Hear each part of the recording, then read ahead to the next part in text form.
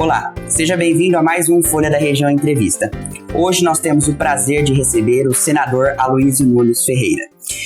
Aloysio é advogado, já foi ministro da Justiça, deputado estadual e federal, vice-governador e foi candidato a vice-prefeito na chapa do candidato Aécio Neves. Para me ajudar a conduzir essa entrevista, nós temos a presença nos estúdios do jornalista Arnon Gomes. Senador, seja muito bem-vindo à TV Araçatuba, ao nosso programa Folha da Região Entrevista. Muito obrigado. Agradeço o convite. E me lembro que eu estive aqui, aliás, com a Aécio. A campanha presidencial nós temos aqui. Senador, qual é a postura do senhor e do PSDB frente à cassação do mandato do deputado Eduardo Cunha, que é presidente da Câmara e milita pelo PMDB, partido que o senhor já fez parte quando foi vice-governador de São Paulo na chapa do Fleury? Isso. Nós somos pela saída do Eduardo Cunha, pela cassação do mandato. É o que nós vamos sustentar no Conselho de Ética, né? Os partidos de oposição, com exceção do Solidariedade, mas PSDB, Democratas, PPS e também o PSTU, desculpe, o PSU e a Rede vão votar pela cassação do mandato. E o nosso partido é o maior partido da oposição. Aloysio, tivemos agora a prisão do senador Delcídio Amaral, do PT. Desculpe, eu falei PSTU, não, é PSOL. São os partidos que estão hoje com essa posição de cassação do mandato do presidente por entender que ele incorreu numa, digamos, em quebra do decoro parlamentar, não é?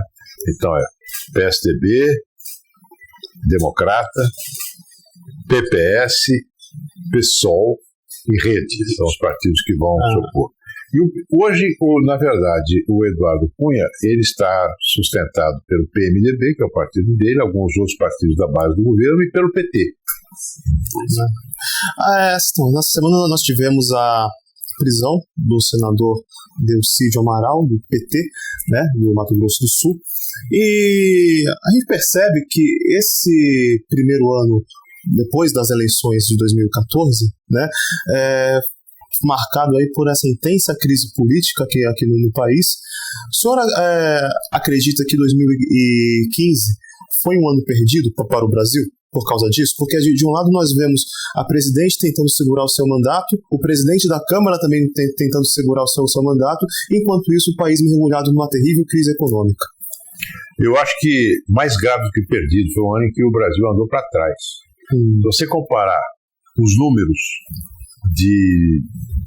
desse último ano, você pega o mês de outubro de 2014 ao mês de outubro de 2015, porque os meses de novembro os dados não estão inteiramente apurados.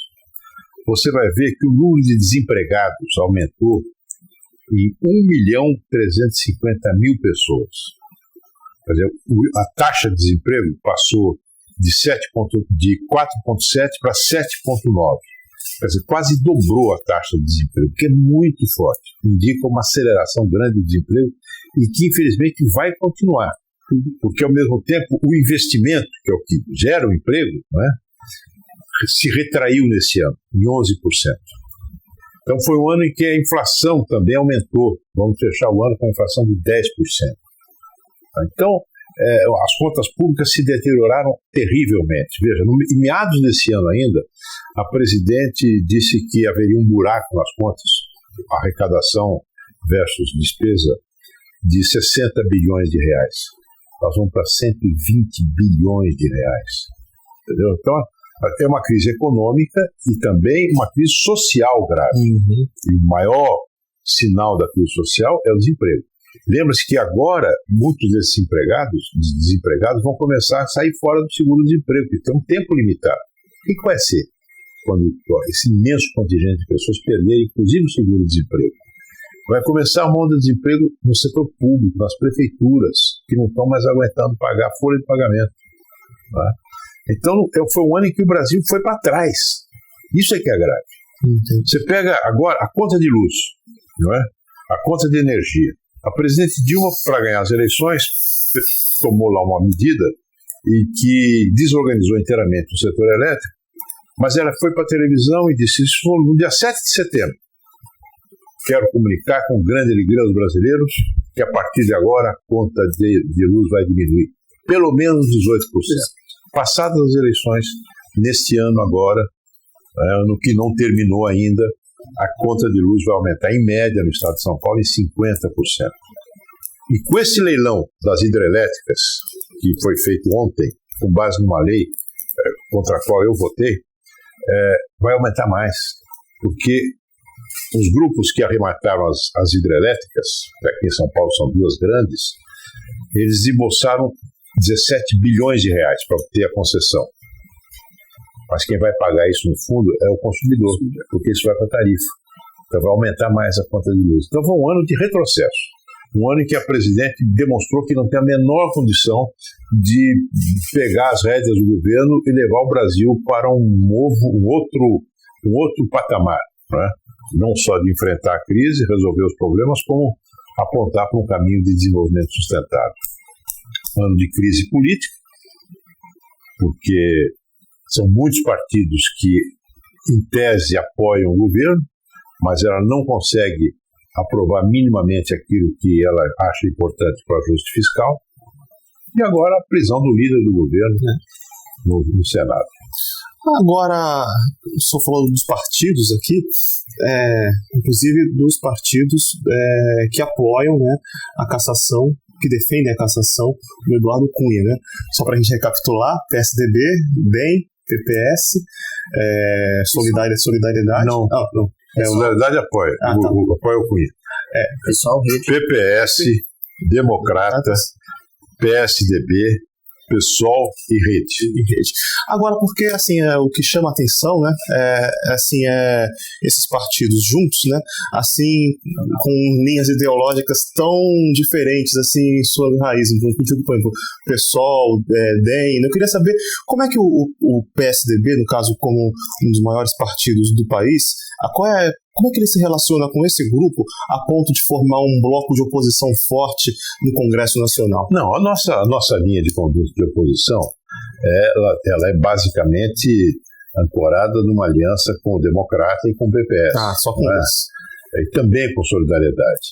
Quer dizer, a gente tem uma linha de conduta que se reflete, inclusive, nas eleições. Então, a aproximação política com o PSOL e Redes não existe. São de linhas diferentes.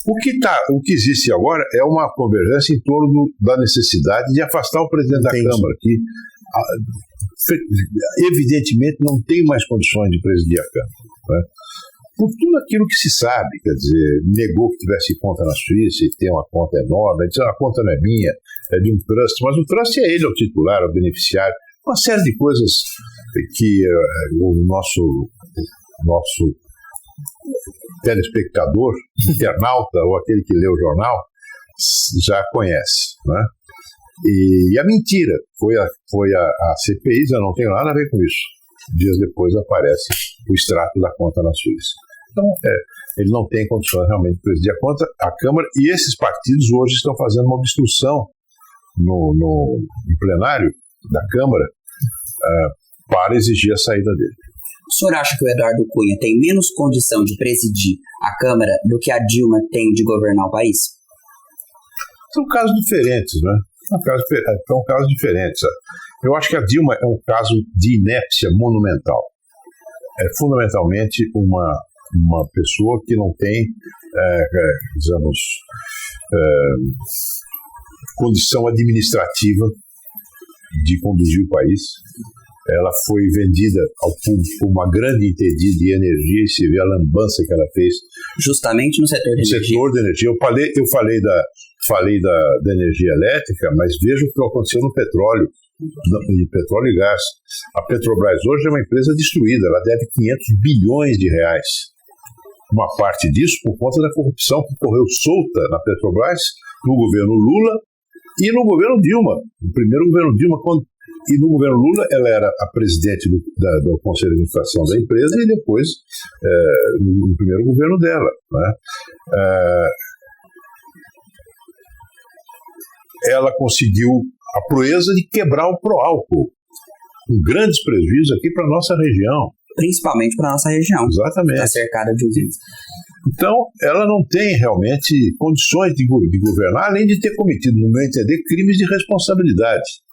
Porque a maneira como ela tratou as contas públicas, né, aumentando o gasto em programas sociais, exatamente para poder ganhar as eleições, programas esses que ela encolheu depois das eleições, e ao mesmo tempo que aumentava os gastos, ela abria mão de receita, de arrecadação, com desonerações de folhas de pagamento de mais de 50 setores da economia, mostra que ela foi conduzida de uma maneira com absoluta irresponsabilidade.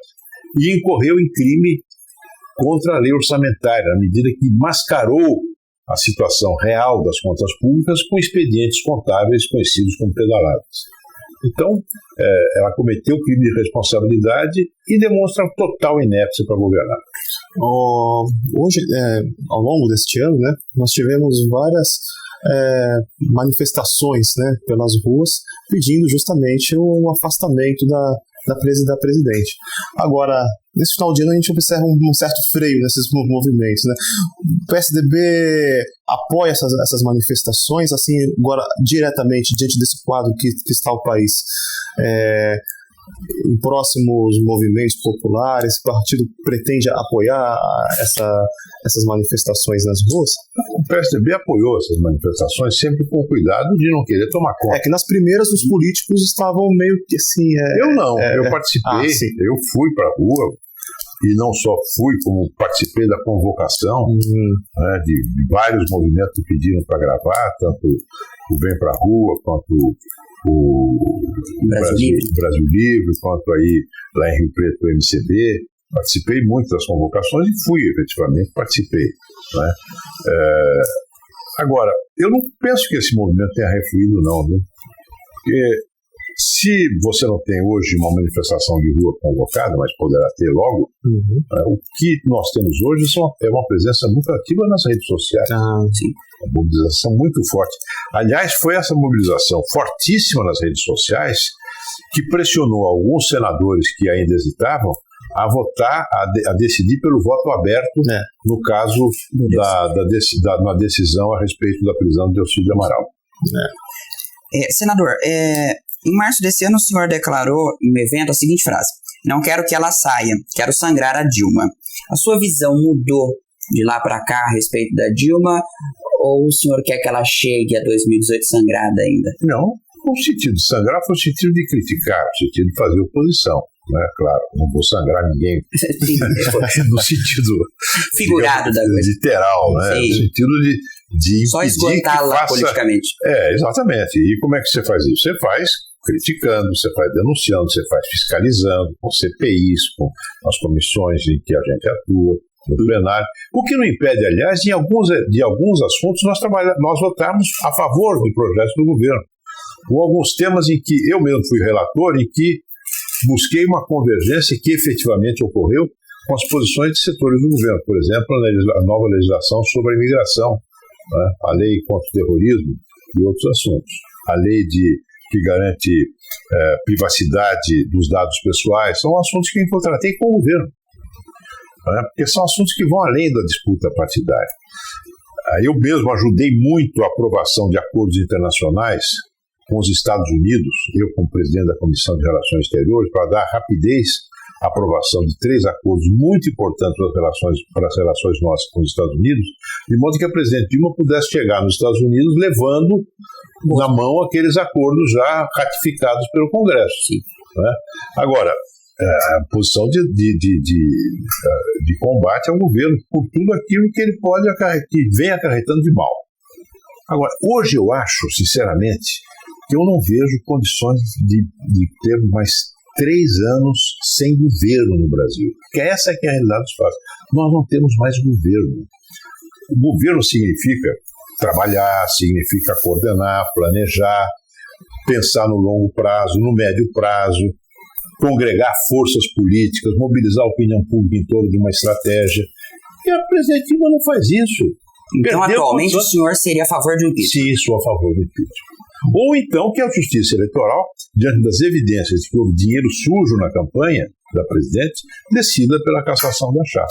Agora, estamos próximos aí de mais uma eleição municipal. Diante dessa situação toda em que o partido do governo está, o PT, né? Aqui na nossa região, por exemplo, que o senhor representa, a região noroeste, né? O PSDB é um partido muito forte, né? Aqui na própria região de Araçatuba tem aí o maior número de prefeituras, né? Como é que vocês pretendem trabalhar, assim, no caso, o senhor como uma liderança influente do PSDB no Estado, né, em termos de eleições municipais? O senhor vê um cenário, diante desse contexto, favorável ao PSDB em 2018?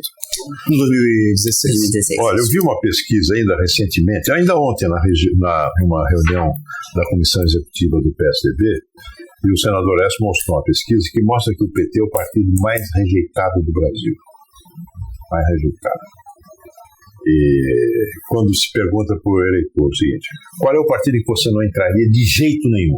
PT, 60%. Está colhendo aquilo que plantou. Podia ter feito políticas sociais, e algumas até são positivas, né? Como o FIES, como a própria Bolsa Família, Minha Casa Minha Vida. Podia ter feito tudo isso sem roubar, sem escangalhar com a administração pública brasileira. Não é? Agora, isso tudo leva o PT a ser o partido mais rejeitado da República. Por isso, muitos petistas estão pulando fora. Estão saindo do partido, indo para partidos. A Marta é o exemplo mais importante disso? A Marta tinha já um contencioso com o PT que é anterior a toda essa crise, né? Ela já tinha um problema com a presidente Dilma, que ela sustentou que a Dilma não deveria ser candidata à reeleição, e sim o Lula. Então, tem problema antigo. Mas há muitos casos de políticos petistas que estão pulando fora, porque vê que não tem futuro no PT. Agora, a eleição municipal é a eleição municipal, onde você discute os problemas dos municípios e as lideranças municipais, a condição das pessoas terem, de liderar o município para enfrentar dificuldades grandes que se abatem sobre a população. E aí nós temos bons candidatos, né? Aqui em Araçatuba, por exemplo, o Dilador Borges é um candidato de primeiríssima ordem, já foi candidato a prefeito 2 vezes, enfrentou o atual prefeito. Acho até que há um certo, poderá ser até um voto de arrependimento. Se tivesse votado no Dilador, a situação seria melhor, né? E teve aqui, como deputado, a candidatura de deputado, uma votação de 32 mil votos, que mostra prestígio político. Então, estou dando exemplo do Dilador, como nós temos na região outros nomes também muito bem colocados. Senador, hoje a Polícia Federal indiciou por quadrilha e lavagem de dinheiro o contador Roberto Trombetta, que é acusado de operar Caixa 2 na campanha do senhor e do Mercadante. Eu gostaria que o senhor comentasse para nós sobre as investigações que arrolam contra o senhor no STF envolvendo o seu nome. Eu acompanho isso, é claro que me aborrece muito, né? Agora, eu tenho convicção de que em pouquíssimo tempo essa investigação vai ser arquivada. Não há nenhum fundamento nela, nenhum. Primeiro, eu não poderia, como senador da oposição, favorecer qualquer negócio e qualquer empresa contra a Petrobras, evidentemente. E segundo, toda a minha contabilidade de campanha é correta, não tenho nenhuma razão para esconder R$200 mil num orçamento de campanha de 15 milhões. Eu já tenho todos os elementos em mãos que vão permitir que, em curtíssimo prazo, seu nome seja... eu levo ao arquivamento desse caso, dessa investigação. Vamos falar de um projeto que o senhor apresentou no Senado sobre os crimes de terrorismo. Ele gerou uma preocupação nos movimentos sociais que pensaram que haveria uma proibição nas manifestações. Era essa a intenção do projeto ou eles fizeram uma leitura errada da sua proposta? Não é que leitura, eles não leram. Acho que é isso. Não leram. Porque o que diz o projeto? Como é que o projeto define um ato terrorista? É preciso que concorram para que um ato de alguém, não de movimento social, porque o movimento social nunca pode ser sentar no banco dos réus, digamos assim, né? São pessoas.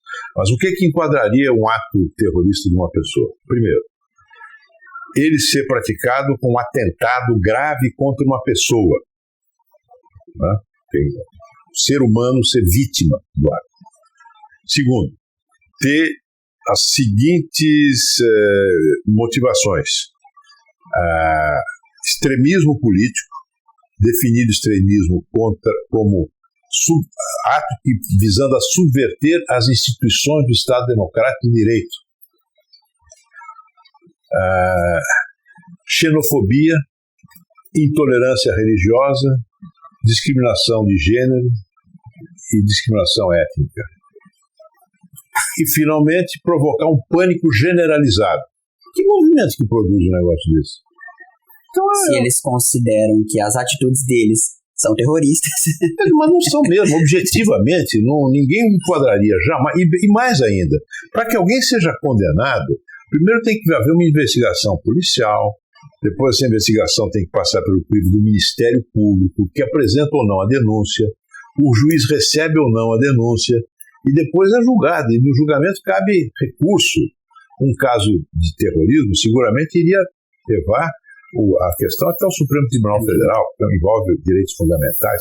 Não tem o menor cabimento isso. Agora, o Brasil precisa sim ter uma legislação antiterrorista. Ainda mais no momento em que o mundo todo se vê diante do terrorismo islâmico presente. Não. Outra coisa, nós temos no Brasil uma divisão de combate ao terrorismo na Polícia Federal, uma divisão de combate ao terrorismo na Agência Nacional de Inteligência. A Constituição da República diz que terrorismo é um crime hediondo. Agora, você vai provar o que é terrorismo, não tem definição. Precisa ter. O terror também, assim, não as características do Estado Islâmico, como a gente viu, mas acho que uma grande preocupação, assim, que afeta a mente e a insegurança é o crime organizado, né? Muitas vezes com atos que causam realmente o terror e o medo na população. O terrorismo, você pode ter um terrorista isolado. Né? Exatamente. Você vai lá, bota um cinturão cheio de bomba, explode no metrô, o cara isolado. E essa, aliás, é uma grande preocupação, porque são pessoas que se conectam à organização terrorista internacional, esse é um crime transnacional, em grande parte, pela internet. Não precisa contato pessoal. Né? Mas geralmente os atos terroristas são praticados por organizações. Nós já temos no Brasil uma lei que tipifica organização criminosa. Aliás, o biocídio estaria incluso nessa lei. Mas o terrorismo é mais grave do que uma organização criminosa comum, digamos assim. Porque o seu objetivo é atingir a generalidade das pessoas. Não tem um fato, não tem um endereço certo. É todo mundo. É indiscriminado. Então precisa ter legislação. E os movimentos sociais podem ficar absolutamente tranquilos. Arnon, mais algum? Senador, gostaria de agradecer a sua presença aqui nos estúdios da TV Araçatuba por participar dessa conversa. Arnon, a sua participação em conduzir essa entrevista junto comigo. E a você de casa, agradecer também a participação em mais um Folha da Região Entrevista. Senador, por favor, pode deixar suas considerações. Muito prazer em estar com vocês. E esse fato que ocorreu no Senado agora, que envolve Delcídio Amaral, a prisão de Delcídio se deu no dia seguinte à prisão do empresário Bunlai, grande amigo do presidente Lula. Né?